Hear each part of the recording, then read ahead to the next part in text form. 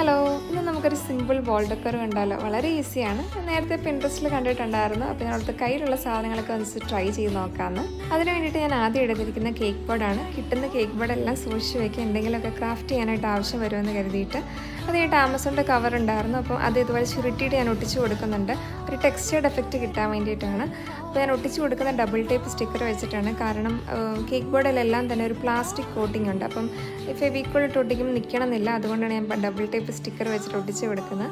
അത് ഒട്ടിച്ച് കൊടുത്തതിന് ശേഷം ഇതുപോലെ പേപ്പർ സ്ട്രോ എൻ്റെ കയ്യിൽ കുറേ നാളുടെ ഇരിപ്പുണ്ടായിരുന്നു. അപ്പോൾ അതും ഇതുപോലെ ഫെവിക്കോൾ ഇട്ടിട്ട് ഒട്ടിച്ച് കൊടുക്കുന്നുണ്ടായിരുന്നു.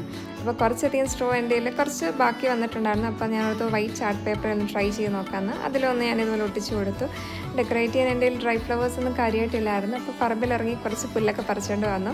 അത് ഇതുപോലെ വെച്ച് കൊടുത്തു. എന്നിട്ട് റിബണൊക്കെ കെട്ടി നോക്കി, വൈറ്റ് ആയതുകൊണ്ട് എടുത്തറിയുന്നില്ല. അപ്പോൾ ഞാൻ ചാക്കിൻ്റെ ഒരു സ്ട്രിപ്പ് ഇതുപോലെ വെച്ച് കൊടുത്തിട്ടുണ്ടായിരുന്നു.